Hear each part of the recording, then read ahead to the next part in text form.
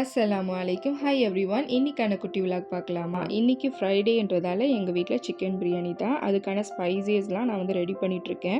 நான் பொதுவாக இந்த மாதிரி பிரியாணிக்கெலாம் மசாலாலாம் வறுத்துலாம் அரைக்க மாட்டேன். இந்த மசாலா பாக்கெட் வந்து எனக்கு ஒருத்தவங்க கொடுத்துருந்தாங்க. சரி, இன்னைக்கு அதையும் வறுத்து அரைச்சி பொடி பண்ணி எடுத்து வச்சுட்டேன். நம்ம வந்து ரெடிமேட் மசாலா பொடி தான் யூஸ் பண்ணுவோம் பிரியாணிக்கு.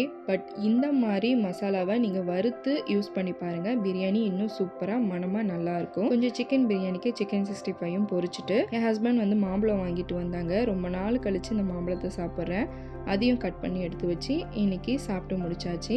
என்னடா புதினா துவையல் இவ்வளோ அரைச்சி வச்சிருக்கேன்னு பார்க்குறீங்களா? இல்லைங்க, மருதாணி தாங்க. இலை மருதாணி வந்து அரைச்சி வச்சு ரொம்ப நாள் ஆச்சு. அதனால இன்னைக்கு இலை மருதாணி தான் நான் அரைச்சிட்டு இருக்கேன். அம்மியில் அரைச்ச காலம் போய் இப்போ மிக்சியில் அரைக்க வேண்டிய சூழ்நிலையாக போயிடுச்சு.